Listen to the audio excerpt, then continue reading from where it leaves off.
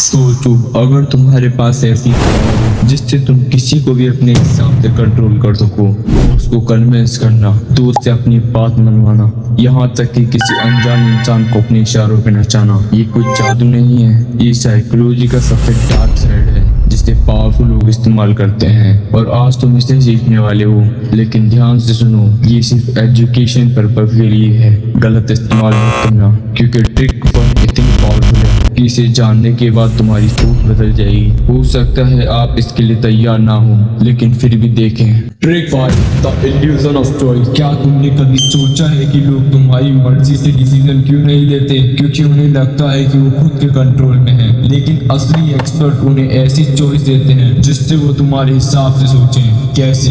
मान लो तुम अपने दोस्त से चाहते हो कि वो तुम्हारे साथ बाहर चले। अगर तुम सीधे बोलते हो चल भाई बाहर चलते हैं, तो शायद वो मना कर दे। लेकिन अगर तुम उससे ऑप्शन दो, भाई बाहर जाना है, पिज्जा हट चलेगा या फिर डोमिनोज, अब खेल बदल गया है। अब उसे लग रहा है कि वो खुद का डिसीजन खुद कर रहा है, लेकिन सच में तुमने उसकी चॉइस लिमिट कर दी है और वो किसी भी हाल में हाँ बोल देगा। यही टेक्निक बड़े ब्रांड्स, बिजनेस और पॉलिटिशियन इस्तेमाल करते हैं। लोगों को चॉइस का इल्यूजन दो, लेकिन असली कंट्रोल तुम्हारे हाथ में रखो। लेकिन रुको, अगले ट्रिक से तुम किसी से भी हाँ कहलवा सकते हो। Trick 4, the yes ladder technique. अगर तुम्हें किसी से बड़ा फेवर चाहिए तो सीधा मांगने पर मना कर देगा, लेकिन अगर तुम छोटे छोटे हाँ बुलवाते जाओ तो उसका दिमाग धीरे धीरे रिक्वेस्ट को एक्सेप्ट करने लगेगा। कैसे? सोचो तुम अपनी कंपनी में प्रमोशन चाहते हो। अगर तुम सीधा जाकर बॉस से कहो सर मुझे प्रमोशन चाहिए, तो बॉस का जवाब होगा अभी नहीं, अगले साल देखते हैं। लेकिन अगर तुम इसे लैडर से अप्रोच करो, सर क्या मुझे नए क्लाइंट मीटिंग का हिस्सा बनाया जा सकता है? मैं थोड़ा एक्सपीरियंस लेना चाहता हूँ। सर क्या मैं इस प्रोजेक्ट में कुछ एक्स्ट्रा रिस्पॉन्सिबिलिटी ले सकता हूँ? सर क्या मैं लीडरशिप वर्कशॉप में जा सकता हूँ? इससे मेरी स्किल्स और बेहतर होंगी। सर मैंने इस साल एक्स्ट्रा जिम्मेदारियां उठाई है, क्लाइंट भी खुश है। क्या अब मेरे प्रमोशन अप्लाई करने की संभावना बन सकती है? अब क्या होगा?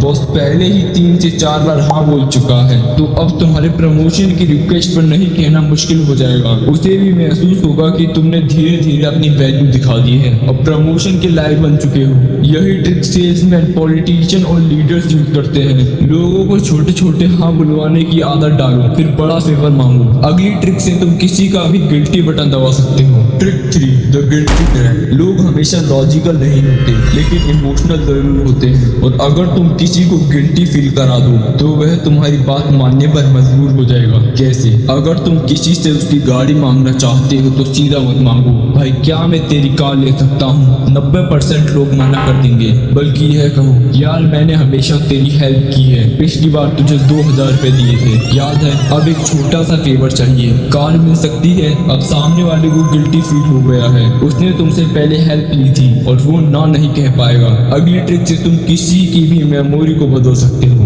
Trick 2, false memory planting. हमारी यादें परफेक्ट नहीं होती, हम जितना सोचते हैं उतना भरोसेमंद हमारा दिमाग नहीं है, और स्मार्ट लोग इस कमजोरी का फायदा उठाते हैं। अगर तुम किसी को बार बार एक झूठी बात कहो तो उसका दिमाग इसे सच मानने लगेगा। मान लो कोई पॉलिटिशियन चुनाव जीतना चाहता है, लेकिन उसकी इमेज लोगों के बीच उतनी मजबूत नहीं है, अब वह फॉल्स मेमोरी प्लांटिंग का इस्तेमाल करेगा। लोगों के दिमाग में अपनी ताकत और लोकप्रियता की फेक मेमोरी डाल सकता है। रैली में वो कहना शुरू करेगा जब इस शहर में बेरोजगारी थी मैंने अपने दम पर 5000 लोगों को नौकरियां दिलवाई। अगली बार वह मीडिया में बयान देगा हमारी सरकार के आने से पहले लोग गरीबी में थे, लेकिन हमने पूरे राज्य में 70% लोगों की आर्थिक स्थिति सुधार दी।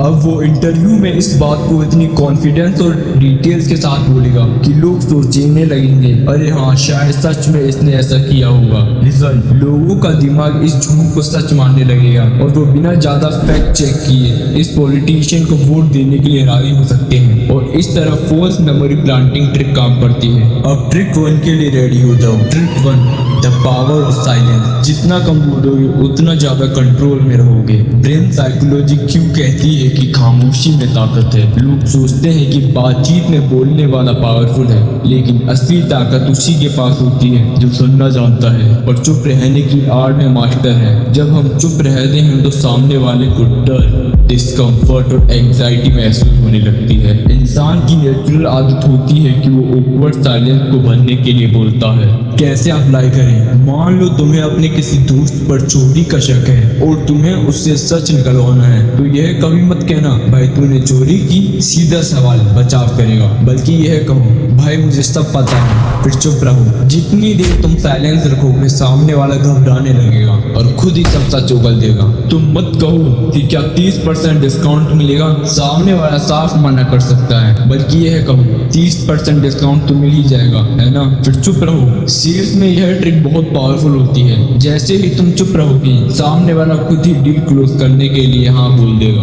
अगर तुम्हारा कोई दोस्त या दुश्मन बहस में कुछ भी तर्क दे रहा हो तो बजाय बहस करने की बस चुपचाप उसकी आंखों में देखो और मुस्कुराओ। सामने वाला खुद ही सेल्फ डाउट में अपने पॉइंट को कमजोर कर देगा। कम बोलो, सोच समझ कर बोलो। अब ध्यान से सुनो, शायद हमसे फिर मुलाकात ना हो। ज्वाइन करो निम्बस को और सीखो लोगों को कंट्रोल करना।